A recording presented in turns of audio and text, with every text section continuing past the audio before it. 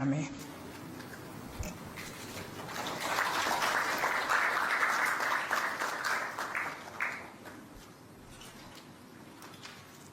Good afternoon, Your Excellency, and a Happy New Year. Thank you for taking the time to meet here with members of the press. Mr. President, before we take questions from them, may I ask if you would like to deliver any opening remarks? Thank you, sir. We will now begin taking questions. Anyone with a question? Please remember to introduce yourself and the media house you represent before asking your question. Can we have microphones around? Vincent, Kigali today.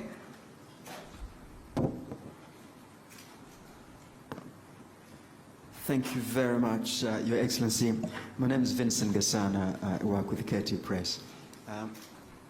So it seems a startling thing to say, but all things considered, the crisis in the Democratic Republic of Congo could be ended in a mere matter of days if everybody else were to acknowledge the real causes of the conflict openly. But instead, people seem to be intent on focusing on claims from the UN group of expert reports. There is the recent statement from President Joao Lourenço, for instance, on the M23 rebel alliance entry into Masisi, seems to go on the supposed threat to territorial integrity of the DRC instead of the real causes of the conflict. So one wonders, Your Excellency, beyond signing more agreements that a lot of the signatories tend to promptly ignore, can Your Excellency envisage anything else that can be done to bring everybody around the real causes of the conflict and focus on that and get beyond the impasse and the obvious impediments to peace? Thank you very much indeed.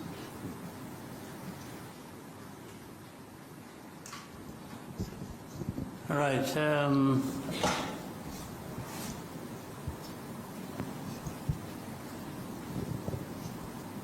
Much as I said, I didn't have much to say, as was prompted by the moderator. Let me first of all welcome you and once again wish you a happy new year. I hope the new year will bring blessings to all of us. I think we had time to talk about the last year. And the last year ended well. We're now in the new year. As a country, as a people, this country and our partners and myself, we hope we can continue the good progress we made last year and do even more, including probably realizing peace in our region. We are looking forward to that. So that is the starting point of my answer to your question. This problem of Eastern Congo, which I have in the past even explained as not just Eastern Congo problem, but Congo's problem as a whole, and the problem for our region, the problem for our continent and the rest of the world.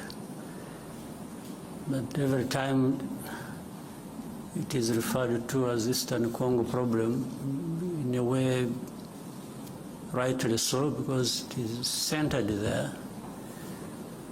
But the cause of it and many factors that perpetuate that problem are from different parts of the world, including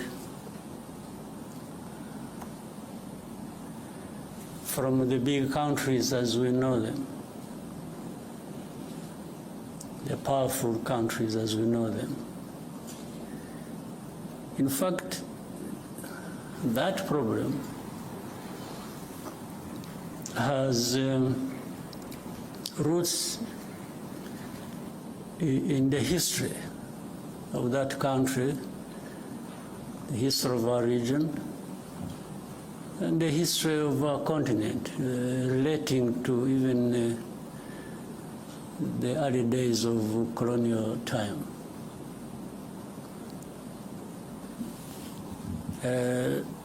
That's why many times I'm surprised. Let me go straight now to the issue raised, talking about, say, sovereignty, territorial integrity,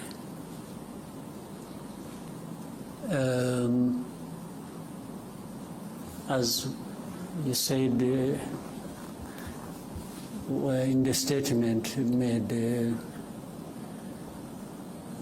from Angola. How do these matters arise really, in a sense? M23 you talk about. These are Congolese. Even to the admission of Congo's leaders, the past and the present.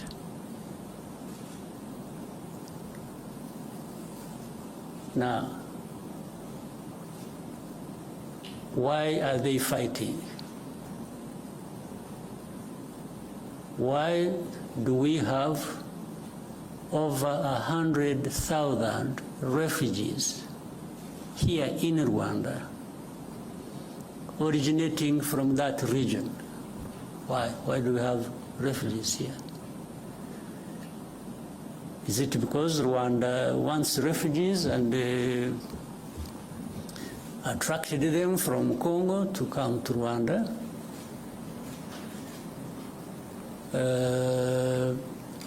I said the first question, M23, why would they be fighting?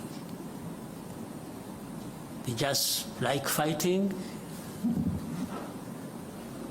So, in the fighting that is happening in Eastern Congo, and you call that violation of sovereignty, territorial integrity, how does it arise?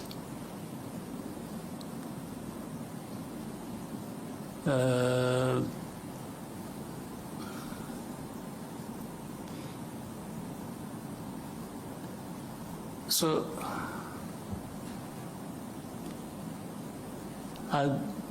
on one hand, these are Congolese. On the other hand, they are foreigners. So how do they combine these two identities? How do they happen to be Congolese on one hand, and then they are foreigners who have invaded Congo and therefore breaching everything about sovereignty and territorial integrity? Maybe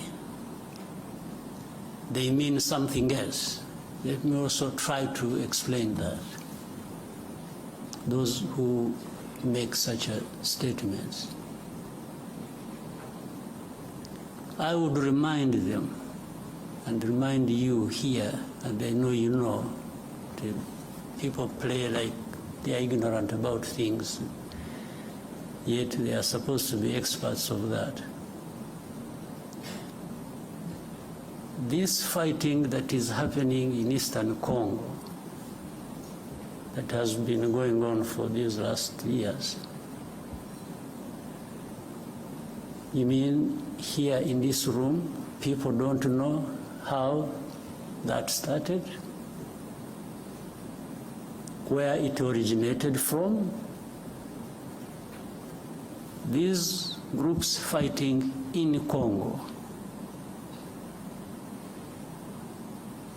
the fighting that was started 2 more years ago, these people fighting did not come from Rwanda as of the time the war started, or they started the war fighting. Maybe I even don't know whether it qualifies as such. These people they are of Rwandese background. I don't know whether it would even be right to say they originated from Rwanda. Most of them,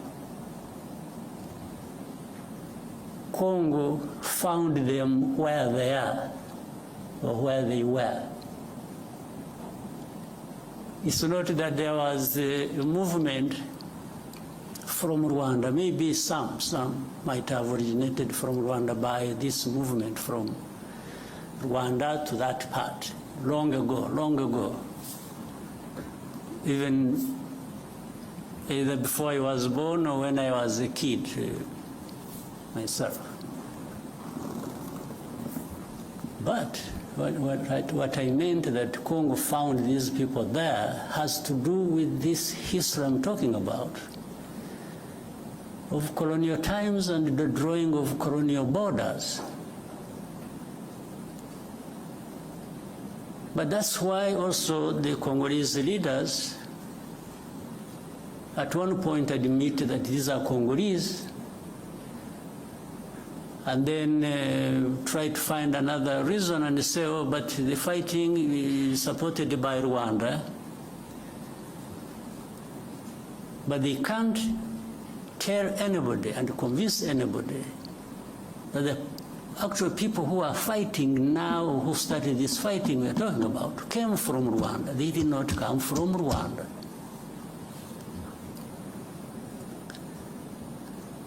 These leaders of M23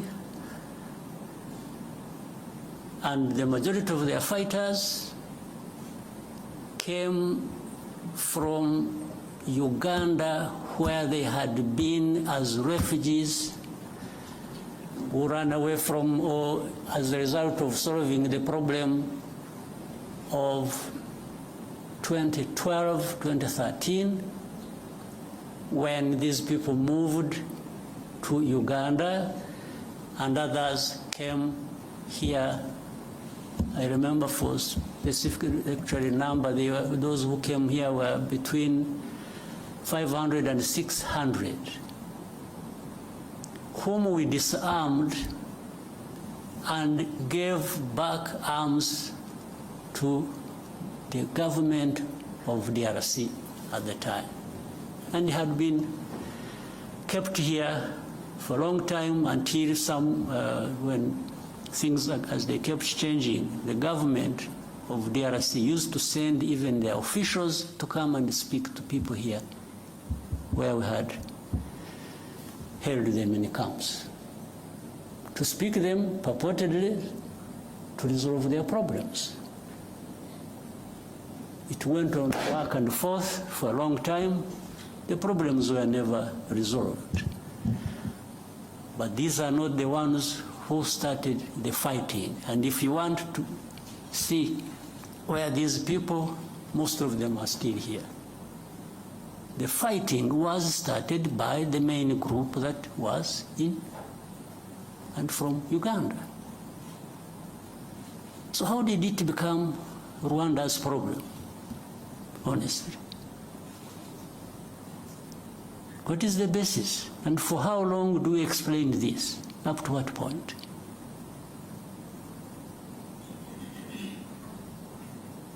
These people, the ones who lead this, and then the other hundreds of groups fighting in Eastern Congo, have nothing to do with Rwanda. The only reason Rwanda comes into question now for this is for a couple of reasons. One, these are Rwandophones, they speak in Rwanda. Well, but that is also what maybe became their main crime in Congo. So if they speak Kinyarwanda, that has turned into reasons for persecution.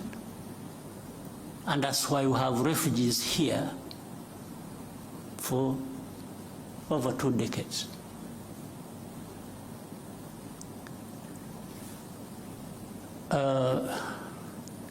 The other reason is the FDLR that has been, these genociders who have been in Congo for the last 30 years, whom the international community have really entertained. I think they have deliberately preserved them. I don't know for what. Whether it is a gift of thanks to them for having committed a genocide here, or preserved them because they are anti-Rwanda and government, and therefore they would use them as and whenever that is possible against Rwanda, to control Rwanda, to manage it the way they want. Otherwise, tell me, part of the reason is MONUSCO, this UN force, is in Eastern Congo, in the DRC, was actually to address this problem of FDLR that kept changing names over time. But after 30 years, if you ask the UN and say, what happened? If you really ask them what they've been doing for the last 30 years they've been there, and with tens of billions of dollars they have spent on it, what is there to show for that effort that was made? Only to end up blaming Rwanda for everything that is happening in Eastern Congo, or really in Congo, because even all problems of Congo are blamed on Rwanda by these so-called international community members, and together and in support of the DRC government. If DRC government is not encouraged to take its own responsibility for its people and its country, and everybody joins them to blame others for their problems, how do you expect Congo to actually address these problems that affect all of us? How? So the statement you referred to, therefore, is part of this, I don't know what to call it, honestly, but it just doesn't make sense. It doesn't add up for any solution to the problems at hand that we need to be addressing. I don't see how. Well,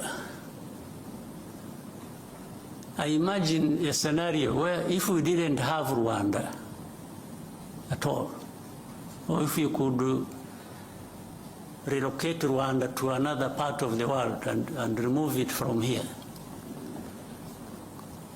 would that solve the problems of Congo or of the region? Really? So, and people get lost in the blame game, it is this, it is that, and forget to really address the root causes of the problems we have and find a solution. And then you have geopolitics being played into all this. Then you have the blame of colonial times being managed somehow because those who were involved in the colonial times and who are blamed for it have the power to manipulate,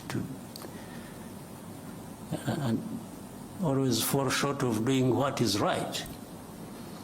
You find they have groups they create, and they say groups of experts. I mean, how do you expert in doing what? Then you find the groups of experts. These experts are led by people who are supposed to come and really cover up the blame that should be leveled against those who are responsible for those literary crimes of that past of colonial times.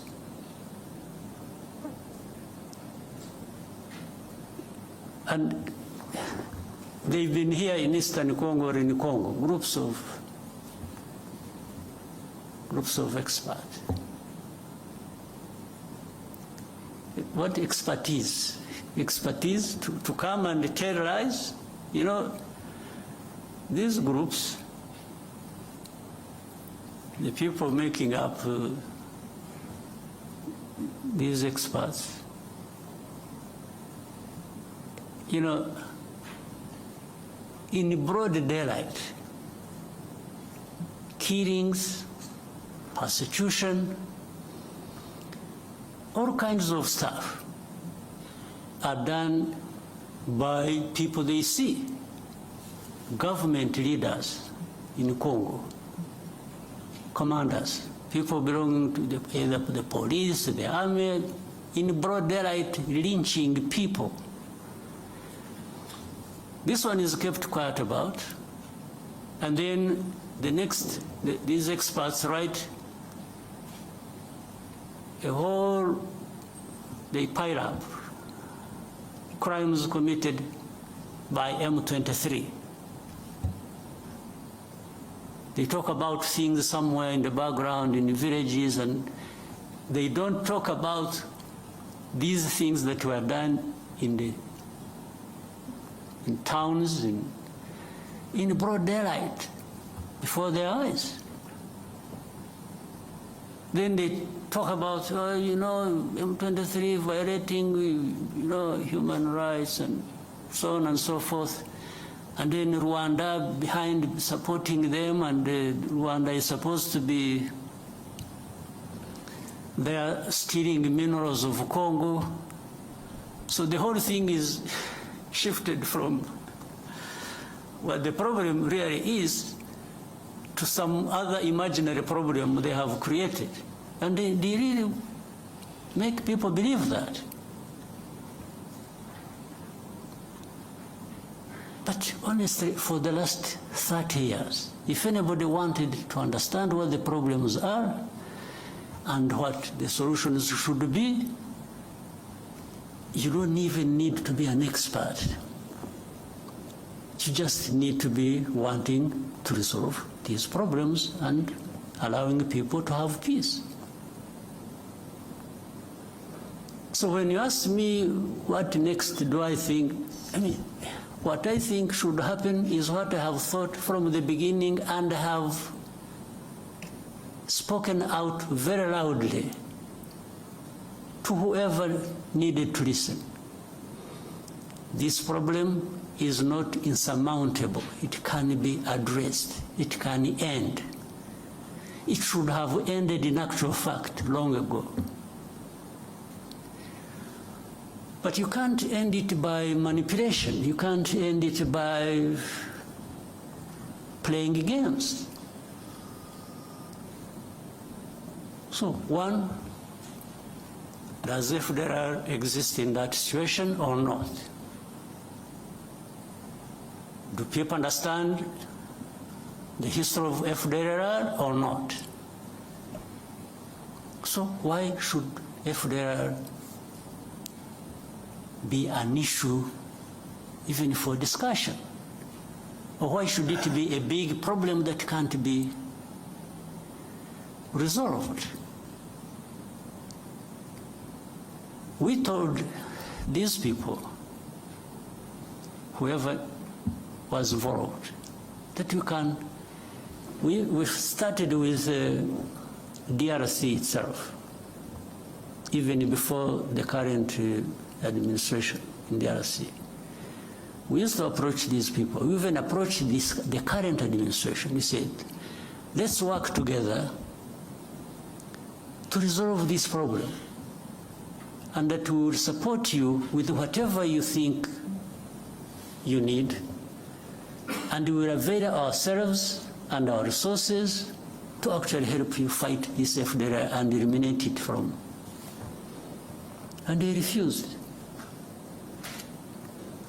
I had even given them advice that, you see, Uganda has a problem of ADF and others based in Congo. We have a problem of FDLR based in Congo. Burundi also says they have a problem based in Congo. I said, why can't we, all of us, work together? Uganda works with the DRC, Rwanda works with the DRC, Burundi works with the DRC to eliminate the threat to security along our borders. I suggested to them, to the current administration, in 2019. Now, what they did, they allowed Uganda to go and to send in their troops to go and fight ADF. They allowed Burundi to quietly go into DRC to fight whichever their groups they are fighting are. When it came to Rwanda, they refused. Of course, that means something. They refused because either on their own or on advice by whoever, they actually didn't want this problem of FDLR addressed.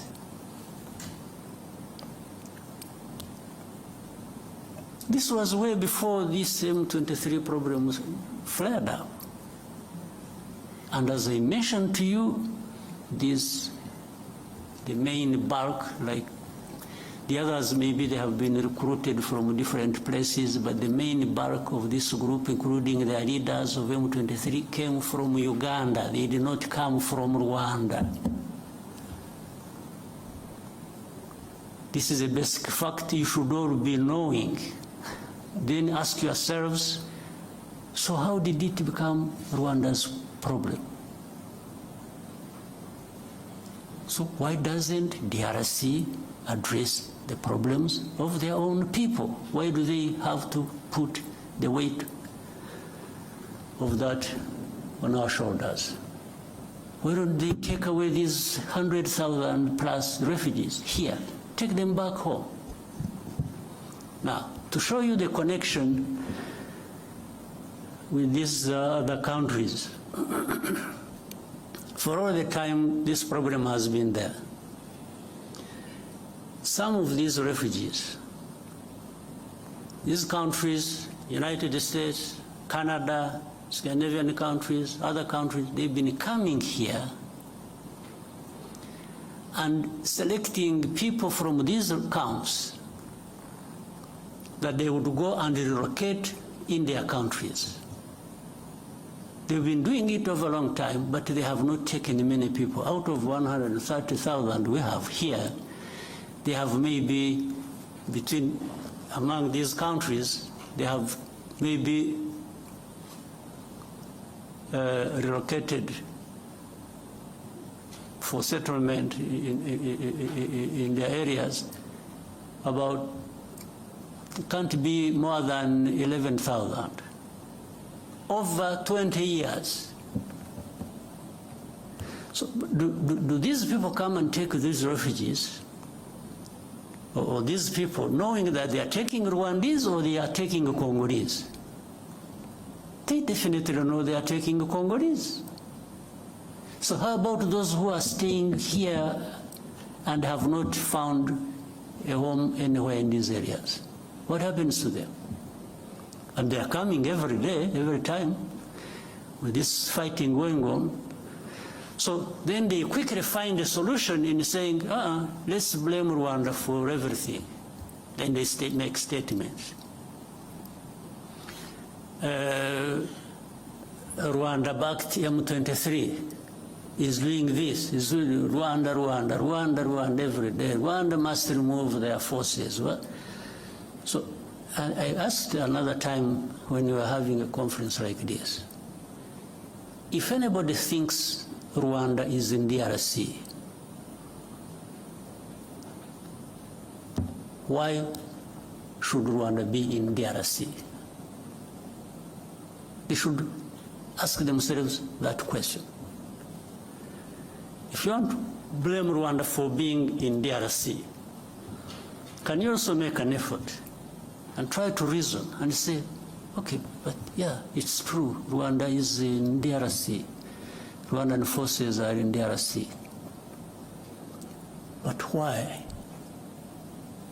Why should they be in DRC? So that's why they quickly find an answer and say, they are there to steal minerals. Okay, suppose that is also true, if you think that is true. What happened to FDLR? Or what happened to what produced refugees to be here in their hundreds of thousands? What happened? Why? Was it because RDF was stealing minerals in Congo? That's why these refugees came here?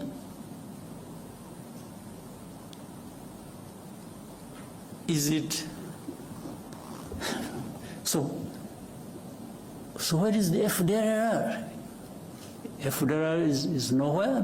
You don't remember 2019 and later on afterwards 21 and so on, when there were 2019 in November, I remember there was an incursion through Virunga Mountains, invaded our country, areas of Kinigi and in Musanze. These were FDLR.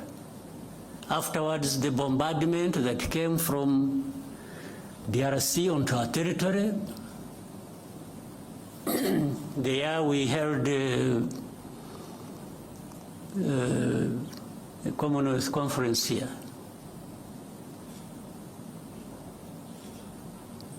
So the bombardment that was, and it killed our people. And we raised these matters with the government of DRC.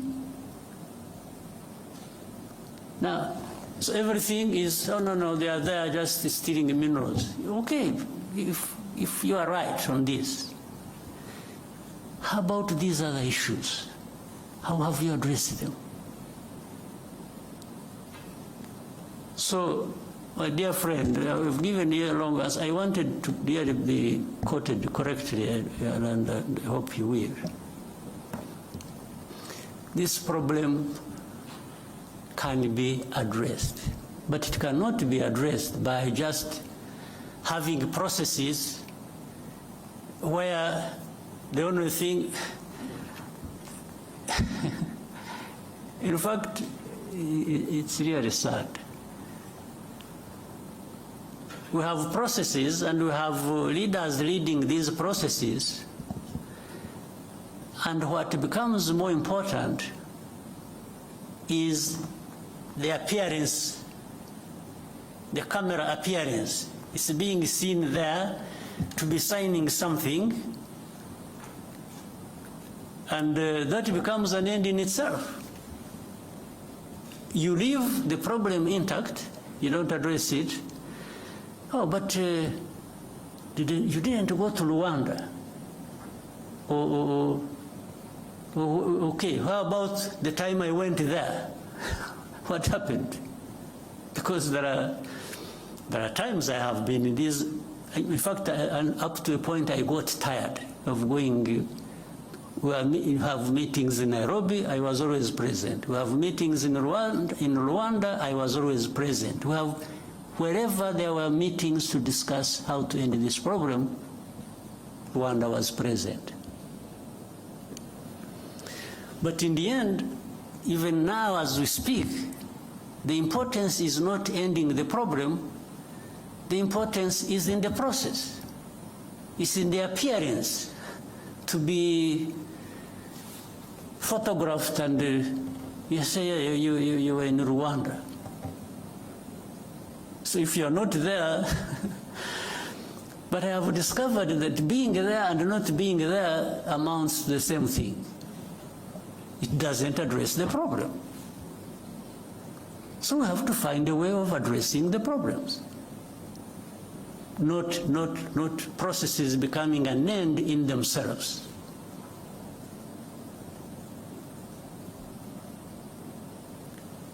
Not the leaders of those processes holding people's hands and doing this being an end in itself. We have to have results built on addressing the root causes. And then another time they say, oh, Rwanda, you see, you have influence on M23. By the way, influence just because some of those guys will speak the same language, so that becomes an influence. Okay, but let's assume we have the influence. And I have been asking these people, so, okay, what do you want me to tell these people? Do you really want me? What do you want me? Give me a message to take to these people over whom I have influence. And as I see, you know, they stop fighting. Okay, that one I can do. But what follows that next? Because if I tell them to stop fighting, and they are attacked and killed, who takes the blame? It's not you who sent me to tell them, it's actually me. Meaning I lured the people into, but then in all conscience, do you also want me to go and tell people that you should accept being denied your rights and keep quiet because some people, some powers are not happy? So maybe that's what they want me to tell these people. I can't. You never. You know, it happened when we met, you must have seen it, when I met President Tshisekedi in New York around General Assembly. And we had with us President of France, President Macron. At that time they were telling me, please give these people a message, they leave Bunagana. There is a place they had taken over called Bunagana, the border with Uganda. Otherwise, fighting will continue. I said, okay, I can even transmit your message, just out of politeness. But if I tell them to leave Bunagana and get lost, first of all, where do they go? Secondly, are you going to follow that with addressing their problem they are fighting for? And there was no clear, so, but anyway, I came back, I sent a message, sent intelligence people to tell them. I said, for the good of the peace process, maybe somebody is thinking about to bring peace, you leave Bunagana as a symbol that you want to have a peace process going on and resolve the problem. As they are about to, they agreed with the message I sent to them. In other words, they agreed with me. As they were preparing to leave, they were attacked. There was serious fighting. And then I called up these leaders. I said, but you people, you lied to me. You told me I should transmit a message that these people should leave, and then that will help the process to resolve the problem. Then, little did I know, the intention was actually maybe to attack them when they thought it wasn't going to be the case. So from that time, things have been like that over and over and over and over and over again. These government forces attack. In most cases, they are beaten back. And then there is a loudspeaker everywhere announcing how M23 has been violating ceasefire. You attack, we fight. I push you back, and then I'm the one who violated the ceasefire. This has been what goes on every day. And even with these experts that we have in place, they cannot tell, but that shows it's not that they can't tell what is the truth. It's just that the truth is not what they want. It's not what they like. It's completely different. So Rwanda, while we may be blamed for other people's problems, we are also happy to be blamed for our own problems of trying to defend ourselves, if that is what it means. We will defend ourselves at any cost. There's no question about it. I have told those who are behind all this in a very clear language. They keep asking me the same questions. I keep giving them the same answers. If there is anything that I can compromise on, it has nothing to do with ceding even a millimeter in terms of preserving the security of our country. Absolutely not. So, my friend who asked the question, the answers are obvious, they are known. But in their heads, these other people have their own other way of looking at things. They don't care about us, they don't care about anybody, they care about themselves. If you want to allow yourself to open up to be crushed, you get crushed, and that's not their business. They really facilitate that. So, let me end up with the wrong story here, but it is an accumulation of, I have been silent for a long time.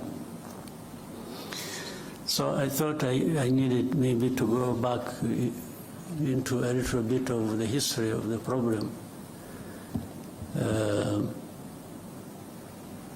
But the facts are clear.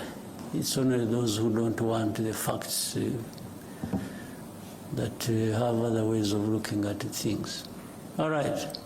Maybe that answers all the questions you had in mind, but we can open up for more questions.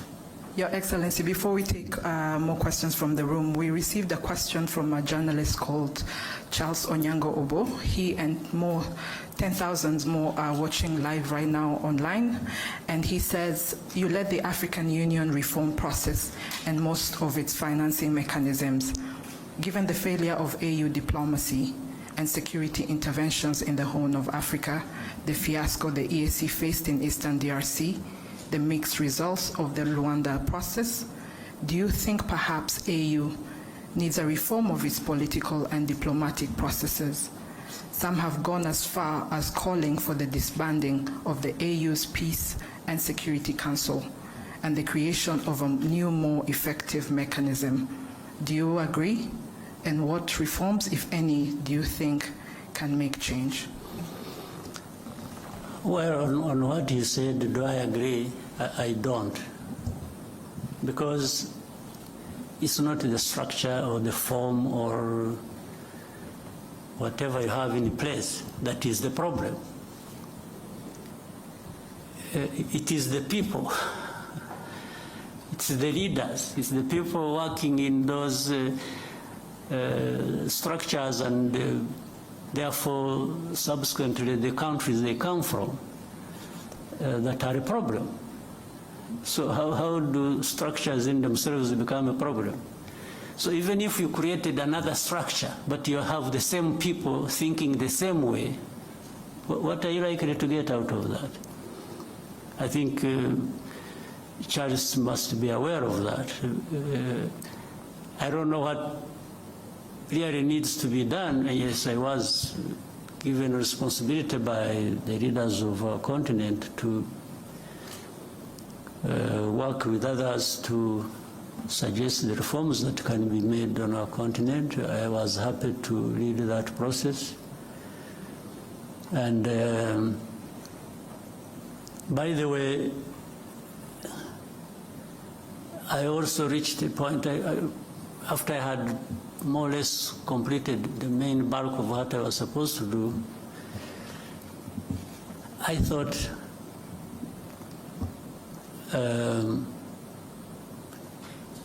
we needed maybe to find another person. Because when I was seeing some, I mean, you can hear this.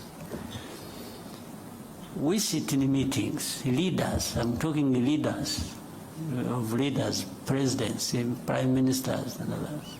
We agree something in a room like this. Suggestions that have come from us. We agree. We put something in place. And then, in the end, nothing works. Do you think it's a problem of the process? It's a problem of the structure? What is the problem? I think the answer is obvious. The problem is us. So in fact, when I even wanted to test that, because when it was just going back and forth like this and that, and we agree something, we don't do it, or we do it halfway, and so that is how I decided. And I told the leaders in the room that, you know what, I've been very happy to serve you, but I think it has come to the time we try somebody else. Maybe before you get tired of me, or before I get too frustrated myself, but to serve the cause of reform, I think we can, here in this room, choose somebody else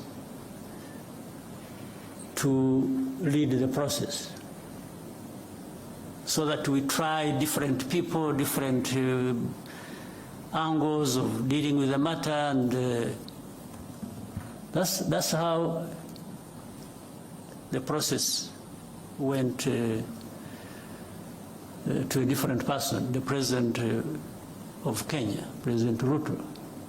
In fact, in the meeting, they even asked me who I think could be. So I gave them my proposition.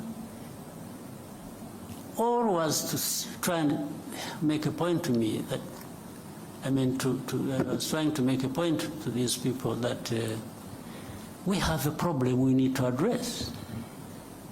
And it's not going to be one person here or one structure there. Collectively we have a problem because we cannot adhere to even things we have suggested ourselves and agreed and put in place and make them work to serve us well. So suggesting to dismantle this and create this, and I don't think gives us any solution. The problem is in us. We need to, if we want things to work, we need to adhere to what we have agreed, what we think is important for our continent, for our people, and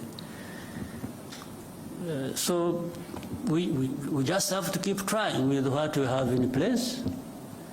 Yes, if there is a need to change something,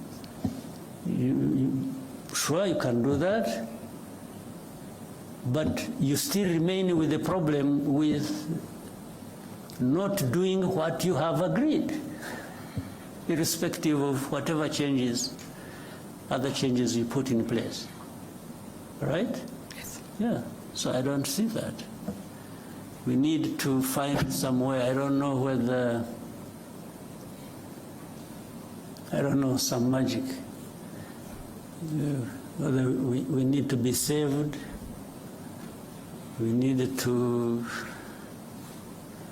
somehow we have to find some cleansing process where we renew ourselves and we, I don't know, we have to find something. Otherwise, we are really not serving ourselves well. We'll now come back to the room and take more questions. Yeah. RFI, and then we can come to Al Jazeera. Thank you very much. Good afternoon, Your Excellency. My name is